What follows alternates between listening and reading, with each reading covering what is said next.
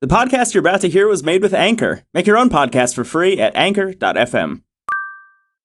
You're listening to the ECommerce Minute, your daily dose of e-commerce and tech news, presented by Sumo Heavy. Here's your host, Bart Mraz. This is the e-commerce minute for August 15, 2017. Online shoppers eager to go viral. Nope, No. That's not it. Nope, I'm gonna start over. Virtual. Yeah. Reset. Ooh, viral. That's all right. This is the e-commerce minute for August 15th, 2017. Online shoppers eager to go virtual. A recent survey published by LEK Consulting said that between 70% and 80% of 1,000 early tech adopting consumers said they're eager to use virtual reality and augmented reality technology to design rooms, try on apparel, and take virtual shopping trips as part of the shopping process. 80% of those surveyed said they want to use AR or VR to design a room or physical space by browsing virtual or physical showrooms, getting information about furniture and decor, and seeing what an item looks like in a room by using technology to place it into view. About 70% of those surveyed said they want to use e-commerce tools to try on clothes and accessories and to customize them. Another 70% said they are strongly interested in virtual shopping, where consumers use VR headsets to shop at a virtual store with a friend who isn't physically present, or with an AI virtual shopper similar to Alexa or Siri. Now, this doesn't come without risks. The initial investment can be expensive, and consumers have proven historically fickle about embracing VR for their own entertainment purposes. Yet for retailers and brands, the potential marketing value of using VR and the ability of the technology to bridge the gap between in-store and online may outweigh the risks. Yeah. So, well, let's see. IKEA has one of those. Apple is making it easier to use AR. We've seen the demos of, here's your room, I can put a chair in type of thing, which is amazing.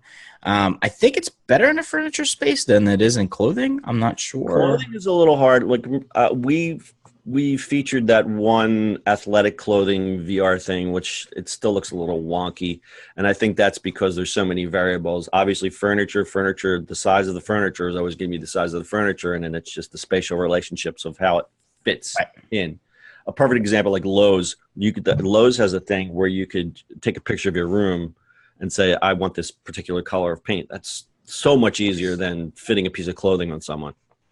Yeah, but if you combined something like Body Labs, which we've used for projects that we do, with clothing, that could actually help a lot. And I think the one we played with didn't use Body Labs, which is really, really good.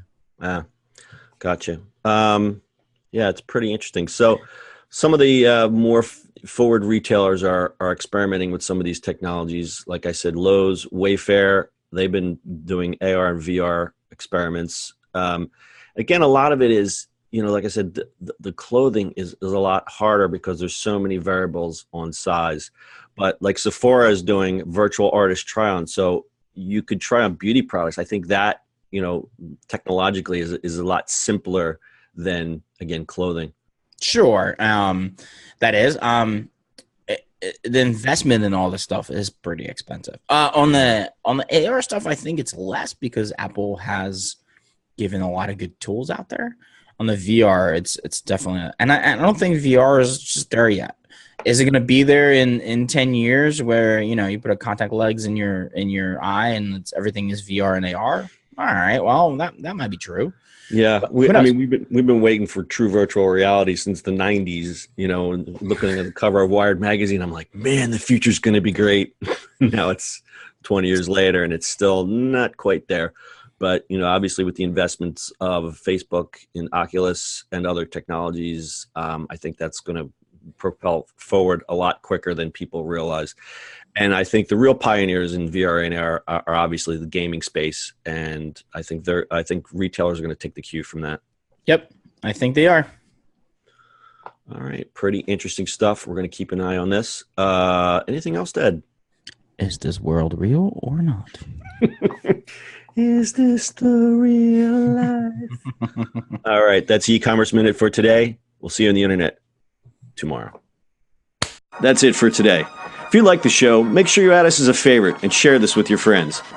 Please follow us on social media at Sumo Heavy. And finally, if you've got a question, comment, or suggestion for the show, call us on Anchor. Until next time, we'll see you on the next E-commerce Minute.